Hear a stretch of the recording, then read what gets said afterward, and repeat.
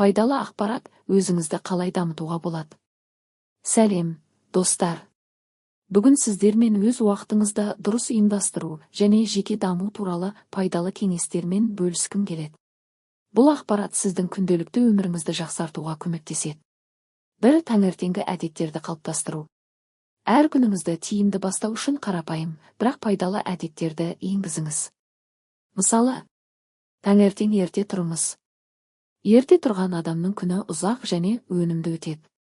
Бір стақан жылы су ішуді әдетке айналдырыңыз. Бұл сіздің денеңізді оятуға және ағзаны тазартуға көмектеседі. 5-10 минуттық жеңіл жаттығу жасап, өзіңізді сергек сезініңіз. 2 күнді жоспарлау. Күнделікті жоспар жасау табысты адамдардың негізгі әдеті. Жұмысқа кіріспес бұрын, күннің ең маңызды 3 міндетін жазып алыңыз. Осы әдіс уақытты тиімді басқаруға және нәтижеге жетуге көмектеседі. 3 шағын қадамдармен үлкен мақсаттарға жету. Егер сіздің алдыңызда үлкен мақсат тұрса, оны кішігірім қадамдарға бөліңіз. Мысалы, жаңа тілді үйренгіңіз келсе, күн сайын 15-20 жаңа сөз жаттауды әдетке айналдырыңыз. Осылайша қиын болып көрінген іс жеңіл әрі қолжетімді болады. 4. Электронды құрылғыларды пайдалануды шектеу. Телефон, компьютер немесе теледидар уақытты көп алады.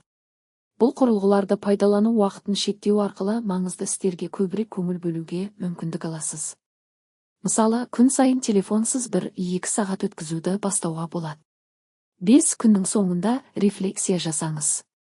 Кешке өзіңізбен сұхбат құрыңыз. Бүгін не істедім? Қандай жетістіктерге жеттім? Ертең не жақсартуға болады? Бұл сұрақтарға жауап беру арқылы сіз өзіңізді жақсырақ түсінесіз және тұрақты дамуға мүмкіндік аласыз. Достар, бұл кеңестер сіздің өміріңізді жақсартуға көмектеседі деп сенемін. Әр сәттің құндылығын бағалап, өміріңізді жақсартуға ұмтылыңыз.